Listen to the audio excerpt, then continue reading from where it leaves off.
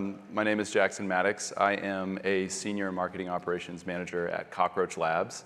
Alarming name, I'm very aware.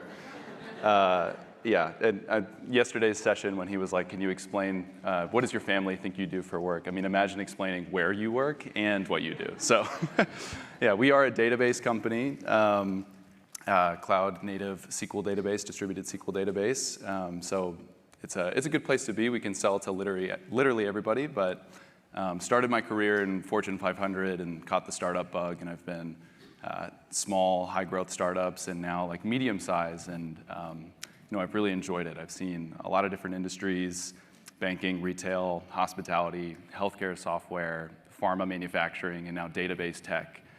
So very different verticals and types of organizations. And originally, what I wanted to talk about was, how to evaluate a new organization when you come in as like maybe a first MOPS hire, or when you come in as a MOPS hire with a really messy tech stack. But what I realized is that one is like way too much to cover in just 30 minutes. But two, working with the team, there's some AI projects that I'm working on, and a lot of those practices that I would have talked about can be applied here. So that's what I'll do.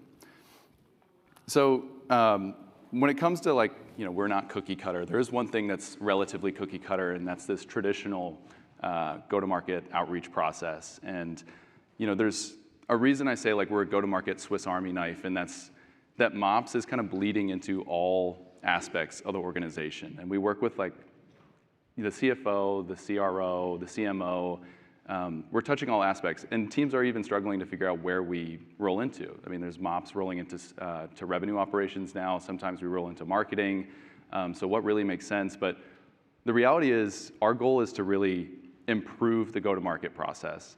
And so these steps should look familiar to most people. And as MOPS professionals, we're looking to improve them in any way that we can. And I think AI is allowing us to maybe expedite some of these processes, or just overall improve them. But identify your ICP. We need to create new accounts, enrich accounts. Part of that enrichment is also looking for external signals and intent signals, enrich the contacts, identify what those key personas are, and bubble the right ones up. And then the SDR needs to create tailored messaging, but we are the ones that allow them to create that tailored messaging. So we're even involved then. And then obviously the outreach. But the challenge is this is a really manual process. It's costly. If you ask your SDRs what they spend a lot of their time on, it's a lot of that grunt work of investigating and trying to find the right people. We're a qualified account model, which makes a lot of sense for us because we sell to enterprises. But when you have a lot of activity on an account and one lead comes through, our expectation is, okay, go find 10 additional personas to add to the account before you start sequencing.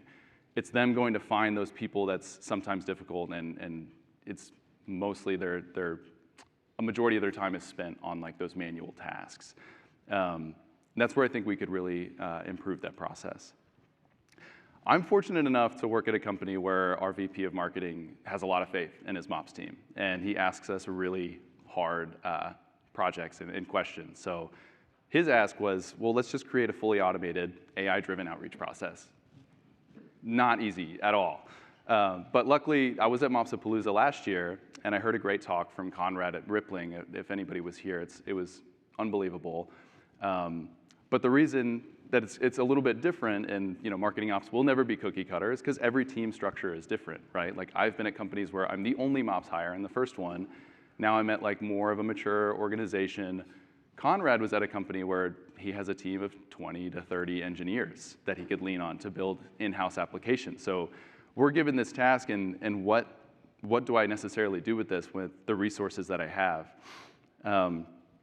So my vision was a bit disjointed, and nobody is meant to read what's happening here. But essentially, discovery was just, okay, let me talk to the key stakeholders and really figure out what this ask is and what I need to accomplish. And this is meant to be disjointed because I need to break it down at what is each step that's occurring and what needs to happen from a marketing or an operations perspective. And it's imperative for us as operations professionals to see the process from end to end. So but how do we get from this manual to fully AI automated? I think there's 4 key steps. There is diagnose before you prescribe, really evaluate what is being asked. Like those are each of those steps. It's not necessarily, what technology do I need right on the front end? It's like, what is actually being asked of me? And from an automation perspective, what systems do we currently have that can accomplish these tasks? And what are we potentially missing? And then minimum viable ops, this is your field Bible. Do you have the data necessary to really, do you have the data in place already to really accomplish what you're trying to accomplish? Are you tagging it appropriately? And then adapt to your go-to-market motion. This is where every company is different. Are you qualified lead model? Do you even use the lead object? Are you qualified account model? And then are you able to communicate with those executives that I mentioned earlier, your CRO and CFO and CMO, to align with their goals on this project? So in practice, going back to this, it's breaking down each of those sections. So one is, the very front end, how do I monitor signals and prospect based on those signals? What do they look like? Is it marketing engagement signals? Are there things outside of marketing where maybe they got funding, they're hiring for certain positions? What can I aid my sales teams with? And then the next step is, okay, then I need to take that information and how do I feed it into my CRM data? What systems am I using to do that? Can I use a combination of Snowflake? We use Openprise for data orchestration. Can I enrich accounts with this information?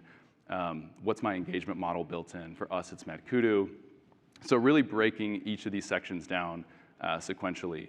And then how do I find the right contacts for outreach? What does that even mean? How do I talk to sales and be like, when it comes to choosing the prospects that you're going to prospect against, what are the decisions that you're making? Is it campaign membership? Is it opportunity membership? Certain personas? And then what takes priority?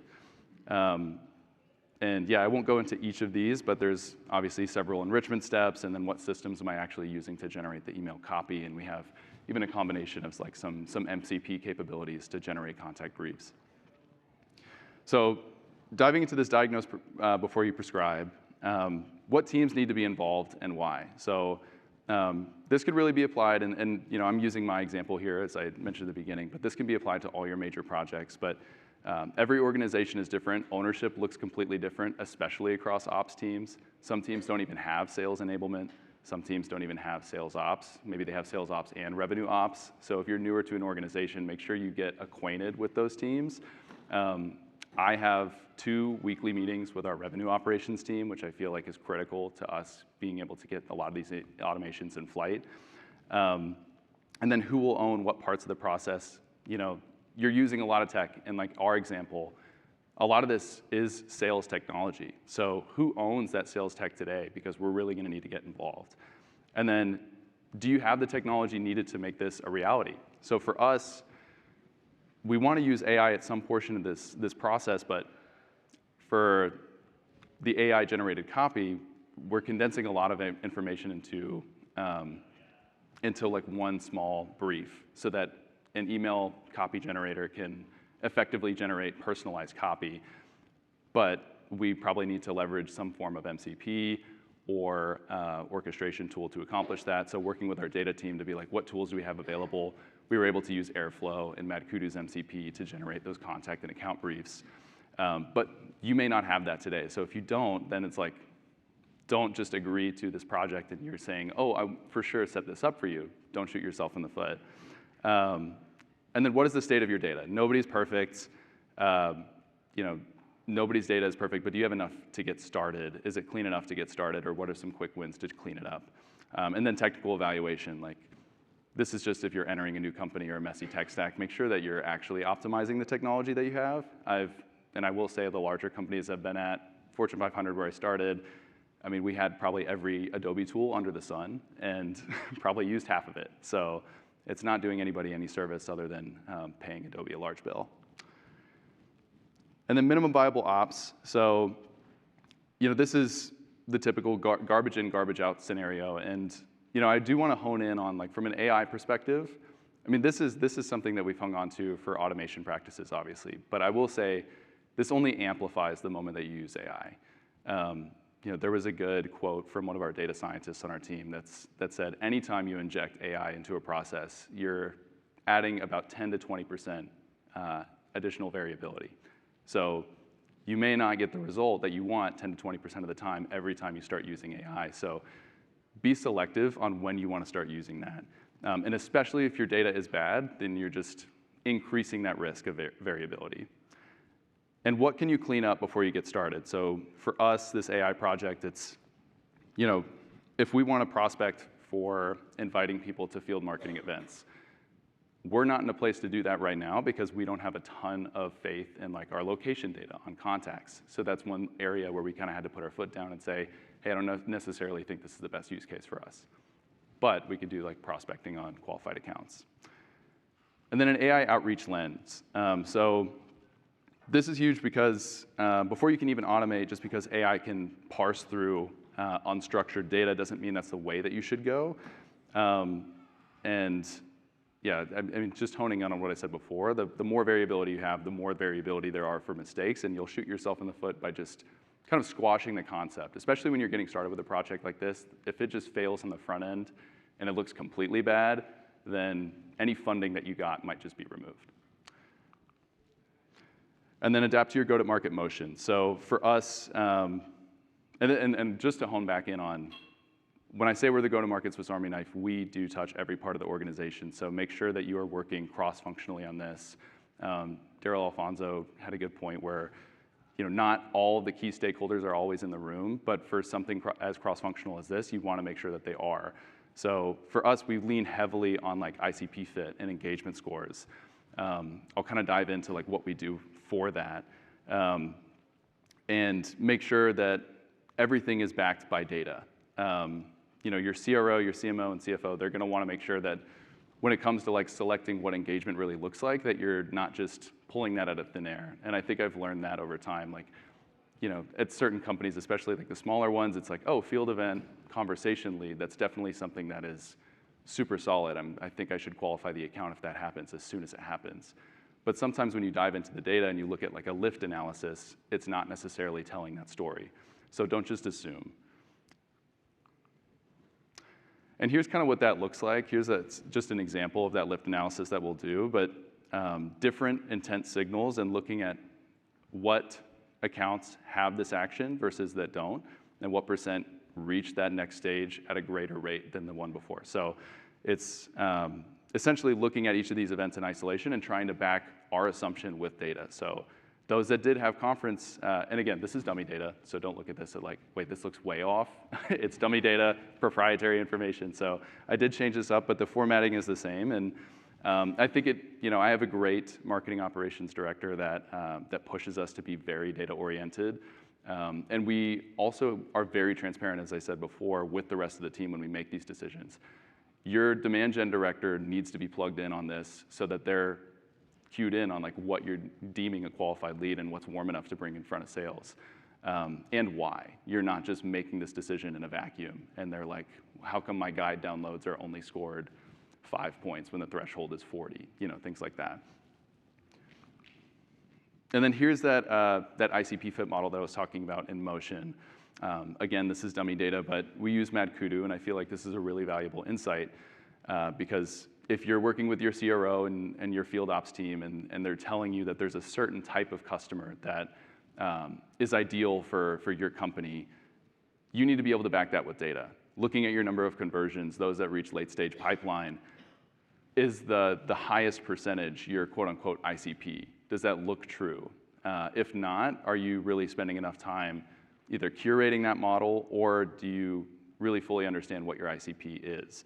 And we build ours based on retention rates and then look at the characteristics of those accounts, like employee count, firmographics and technographics, revenue, and then even like sub-vertical, which we're starting to play around with, but might use AI for that, which I can maybe touch on later. So now that you have like a solid foundation to scale with AI within your organization, it's time to get started. But first, the most important question that I want all of us to ask ourselves is to AI or not to use AI? And I think this is the most critical question for marketing ops today, because we're the ones getting a lot of pressure from leadership to tie in AI as much as possible. It's coming from C-level executives. I know we feel it. Our CEO is constantly asking for new AI projects. But just because you can use AI doesn't mean that you should. And I feel pretty strongly about this. And I can even tie it back to our process. So for contact evaluation, for example, when I broke this down at a use case level and I'm talking to my VP, when it comes to deciding which contacts are the best ones to reach out to, how are you making that decision? Do you necessarily need AI to make that decision? At its root, ask, like, what is it? And he's asking, well, do they have opportunity membership and opportunity types like this that reach this certain stage? Campaign membership. Here are the titles that we care about for these types of organizations. At the end of the day, what he's describing is purely deterministic. And you can be more predictable by using good old-fashioned automation that we as marketing ops professionals have been using for years. This is not new tech. But if you need somebody or a system to make autonomous, discretionary decisions, that's when you might need to bring in AI, or when you need to handle vastly unstructured data. So for us, that was that engagement data. For like a sales rep, they're not using your Salesforce widget, I'm sorry. They're not looking at that Marketo widget that you have in Salesforce. They're not looking through the account and compiling all the engagement signals and figuring out these are who I'm going to reach out to. So that is an area where AI can really assist and take all of that data and condense it. So that's why we're using that Kudu MCP to take all of that engagement data. It's already authenticated Salesforce campaign membership, opportunity membership. It's got Segment. It's got Snowflake for our product usage. It has all of that context so that we can generate personalized briefs through a very simple agent that then we can use for our AI copy generator to generate personalized email copy. And so yeah, I would say take a very, very critical approach to agreeing or not to agreeing to use AI, and make sure that you have a really strong answer for why. And so managing expectations. So these are a lot of benefits that you can get from AI, but not always. So time saving, absolutely. It's going to accomplish tasks much faster than we normally could, especially like that unstructured data element that I mentioned. But cost cutting is definitely one where there is, I would say, like our function is not agreeing on this particular topic. My stance on this is AI is extremely hard to predict cost. And I'm very cautious with just automating using an agent just because I can. And the reason behind that is you need to think about token usage, but you can't necessarily predict the token usage of an agent for a particular task, especially one that's like a super long workflow.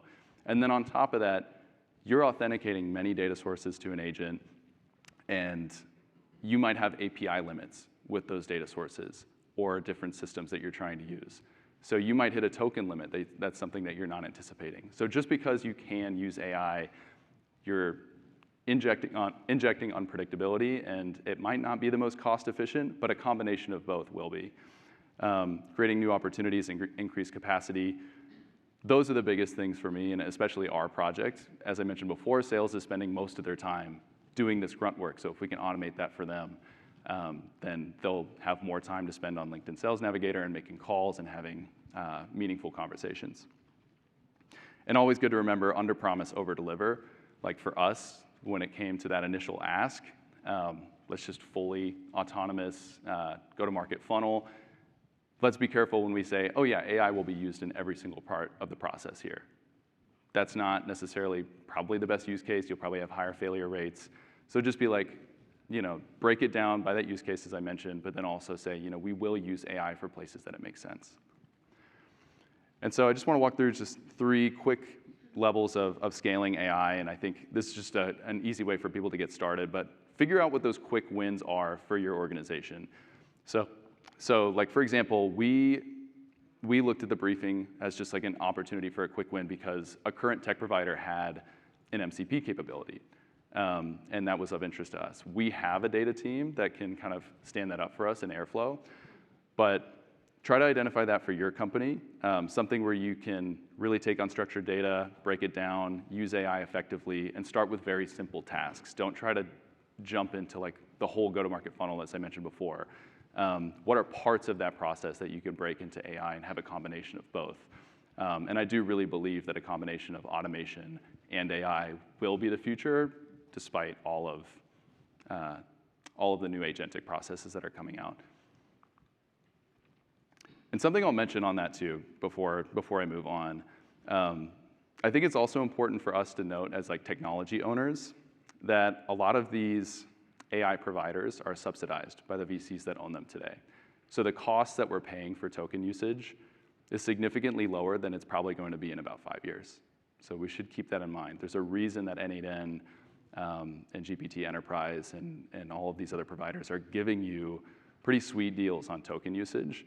It's because they're subsidized for them and they can kind of absorb a cost, and the VCs want them to, so that companies like us can become dependent on processes that can be automated by using agents. So if you become very dependent 5 years from now, the cost is 5x'd. Are you prepared to take that on? And can you justify it? AI orchestration via a platform. This is kind of where we are as an organization right now. So we use Openprise, like I said, and I think it's really strong at being able to incorporate AI, but have steps in the process that evaluate the response in like an automation type format. So we can ask our enterprise ChatGPT any model that we select. Like if we wanted to do it for contact parameters, we could say, here's the account that's qualified. Their FinServ, their employee count is over 40,000. Here's some data to reference from, like a reference sheet of like highest performing titles for Cockroach Labs. Please help me build prioritization of titles for contact acquisition and write a reference sheet to an attribute or to a data source in Openprise. You can have control there rather than an agent just executing the task and then maybe going immediately then and acquiring the contacts based on the data that it just got. So I think there's more control, and I think there's a lot of parts of an AI process that require that human intervention. And you also need to, like, going back to saying, like, we are the gatekeepers of what should be AI and what should not, you need to be thinking about risk. So, like, if you're merging contacts and you're like, oh, let me automate this, what is the risk of, like, oh, I accidentally merged a customer account with an account that wasn't actually a good match and the AI hallucinated? Is that a big problem for us? Probably. You're probably going to have RevOps really upset. And then the final step of maturity is, fully agentic workflows. And there was a talk in here earlier that was fantastic about MCP usage, but here's where we can really build out fully automated processes where there is that autonomous decision making. And I won't dive into really like what an MCP is, just because I don't necessarily have enough time. But I think the best way to think about it is if you asked ChatGPT, every time I get an email that mentions X, Y, and Z, respond with this. It's not going to be able to do that in the UI. But if you have it connected to Gmail or other tools via an MCP, then ChatGPT can execute on those tasks. So essentially, you're enabling your AI of choice to accomplish the tasks that you spend on a day-to-day process doing. The thing I will say about this is, be careful. Obviously experiment. Definitely get started, but be careful on just setting up something just because you can. There's a lot of tech providers that are coming out with solutions for this. I know Adobe is coming out with some workflow technology. They're just doing a bad job at communicating that to customers. But always stay up to date with your tech providers and on what they're coming out with. Like for us, Mad Kudu did a good job of letting us know ahead of time for the MCP so that we could become beta users and really start to incorporate that. So that is creating the go-to-market Swiss Army knife, and that's how we were able to kind of scale and start using AI. Again, like, we started small. We started with quick wins, and we kind of proved the concept that a lot of this is possible. But there's going to be so many iterations on top of this. So just because we got the ball rolling doesn't mean that we just ignore these steps and don't need to go through this again. We need to diagnose again. We need to make sure that we still have the same field structure. We're not going to grow into something greater, and we need to make sure that our leadership is agreeing with the strategy that we've selected. Like, we've just rolled out in certain regions. We're just doing qualified accounts based on engagement. Do we want to branch beyond those and into those external signals, like I mentioned, funding data, maybe database outages, things like that? And then are we using the right systems? And at the end of the day, as technology managers, we need to make sure that we have the appropriate tech stack to accomplish these goals. So our process will probably look completely different in about a year, but I think that's okay and that's expected. Thank you, guys.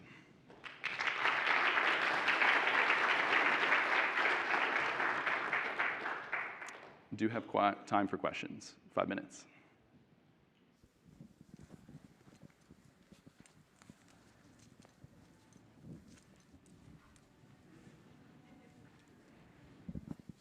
I love the sentence, true AI or not true AI. Couldn't agree more. And it's funny to think that 2 years ago we were convincing people to use AI, and now we are having to convince them to, well, this is better actually with traditional automation. So my question is more on a convincing level. How do you convince the C-level executive that a flow is better with automation than with AI, especially if he's being pressured by a VC backing them? Yeah, no, it's a great question. I would start with, and you've probably encountered this, a lot of people in this room, I think there is a blurred line between AI and automation today. Like, people are just thinking things are AI when they're not actually. There's no intelligent decision making that is actually occurring.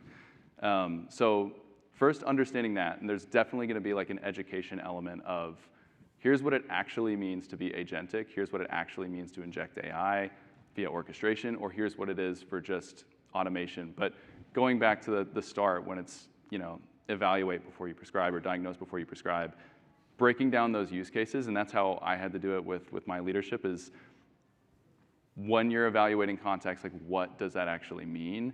And if you could just walk through standard logic, then you can kind of explain, this is just purely rule-based, and there doesn't need to be this autonomous decision-making. And it's going to be far more predictable. And I will say, with those subsidized costs, that has been a hump to jump over, because even within companies right now, they're budgeting for AI use cases. But again, we need to be the ones that's like, hey, look 4 or 5 years ahead from now, is this necessarily going to make us more efficient or a better go-to-market team just because we incorporated AI? And what is we can't even really accurately predict the cost today. So I would say, yeah, education on what is AI and what's not, and then also breaking down the use case. I think mine's a little bit of a piggyback off of that, but from the leadership side, how did you go into those conversations and talking about like security and tool choice and getting sign off, right? Like, can you kind of talk through that process a little bit? Yeah. So get started super early on security. Like, I had a contact within our security team that I just pinged ahead of time that was like, hey, this is something that I'm trying to roll out. I have no idea what systems I'm going to need to incorporate, but like, get ready for my slacks and my requests, because it's coming. It was easier for us, like the MCP portion, because it was an existing vendor that came out with an MCP, which was great because that MCP was purely contextual. Mad Kudu already had authenticated in a secure manner Segment, Snowflake, Salesforce. So all that context is there. It's not actually executing anything on those platforms, and it's just referencing that for context and building the briefs. But if you were here in the session before, if you're authenticating your internal data sources in a custom MCP, I think that is where it's going to get a little bit dicier, especially if you're using something like N8N. And it's also going to depend on the maturity of the organization. Like, we're still technically a startup, but over 500-ish. And so we can still be somewhat agile, but if I was still at Fortune 500, I can't imagine that they're like, go ahead and connect your Salesforce to N8N, that's no problem. Yeah. Hi. In terms of using MCP, finding AI projects, you mentioned that you started with Mad Kudu, and it already has an MCP, so you got a head start. Yeah. How do you suggest about starting with like MCP if you don't have a tool that already has an MCP? Like, do you build it on your own internally, or do you find a vendor? How do you evaluate different vendors that has MCP? Because some of the big vendors that I've spoken to, they don't have their MCP right now, and they don't know when it's going to come out. Yeah. So I'd like your advice on like, how do you get started when you don't have an MCP right now? Yeah, I don't think there's a right answer for this yet, so don't take my advice as just like, this is the truth. But my initial hunch is that you should try to build what you can internally, just because I think there's going to be a lot of tech providers that are going to try and cash in on these use cases. So if you could build those flows internally, like we hired an engineer this year to help us build out a lot of these processes, just because we don't want to be dependent on oh, our N8N tokens have reached a certain threshold, and now we're in this pricing tier, and oh, our AI model has now become this price. And don't even get me started on like SaaS providers injecting an AI element into their products. Like, I cannot describe like how annoyed I am of just like somebody putting a big brand name wrapper over ChatGPT and something that these companies already have access to, and then 5xing the price of what that would cost you. It's really for organizations that aren't thinking about this from end to end and what they potentially could build internally, even through just like contractors to build it internally. But man, it can really become expensive. I won't call out the email provider, but like 66 cents per email as a prorated rate is actually ridiculous for AI-generated copy. So, one more. Hey, on a high level, how did you measure the success of this project? Like, how did you convey that to your C-level team? Yeah. So for us, it's we're looking at response rates and then email-driven and meeting set. But I think this is already starting to evolve with beyond email. Like, we are looking at improving the sales motion. So a lot of those like sales enablement efficiency metrics are something that we pay close attention to. But the next step is like, okay, how else can we help them? And so like call scripting is something that we're going to look into in the future. But it really, sales efficiency metrics is what we're starting with. And then obviously we have regular meetings auditing the copy that's generated and the contacts that are selected. So ensuring that those are meeting the standard that we kind of have set for ourselves. But pipeline generated at this point, not so much, but like successful meetings is the component that we pay attention to the closest. Yeah. Cool. I think we're at time. So thank you guys so much.